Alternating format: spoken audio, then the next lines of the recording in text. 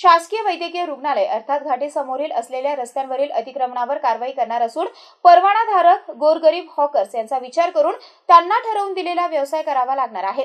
येत्या आर्थिक वर्षापासून शहरामध्ये आस्थापनासाठी ऑनलाईन परवानगी देण्याचं धोरण असल्याचं यावेळी आयुक्तांनी सांगितलं। शहरातील कोणत्याही रस्त्यावरील आणि वाहतूक कोंडी करणाऱ्या अतिक्रमणावर हमखास कारवाई करण्यात येणार आहे। घाटी परिसरामध्ये सुद्धा अशा विरोधात कारवाई करण्यात येणार असल्याची प्रतिक्रिया आयुक्त जी श्रीकांत यांनी दिली आहे। पाहूयात ते काय म्हणाले।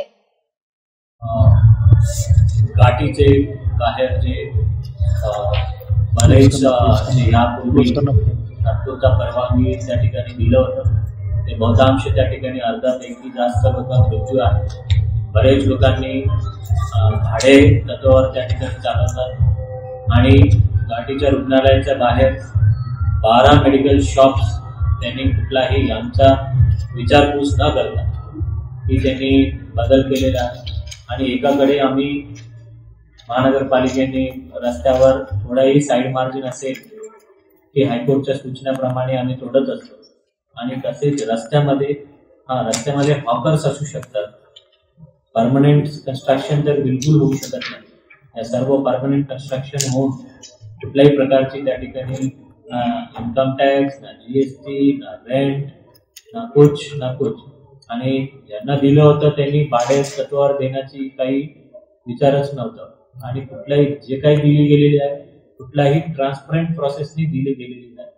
बरेच लोकांची मुदतही संपलेली आहे। काही लोकांची 1-2 लोकांची मुदत संपलेली नाही आहे। त्यांना रितसर नोटीस देऊन त्याला कारवाई करून सर्व त्या ठिकाणी काढलं जाणार आणि ज्यामध्ये जे अत्यंत गोरगरीब आहेत जे स्वतः व्यवसाय करू शकतात अशा लोकांना आम्ही हॉकर म्हणून त्या ठिकाणी आम्ही परमिशन देऊ जेणेकरून त्यांनी जे आम्ही ठरवून दिलेला व्यवसाय त्यांनी करणे त्यांना बंधनकारक आणि यापुढे आपल्या महापालिका क्षेत्रामध्ये आतापर्यंत आमची काही कंट्रोल नाही म्हणजे जे काही कंट्रोल करू शकतो की जसा एखादा शॉप उघडायची आहे किंवा कुठलंही दुकान उघडायची आहे त्याला महानगरपालिकेच्या परमिशन देणे आणि त्याला प्रतिवर्ष रिन्युअल करणे हे बंधनकारक असतं। बरेच महानगरपालिकेमध्ये आहे ऑडिट कराही झालं होतं। मध्यंतरी ते रेट्सच्या बाबत काय वाद होता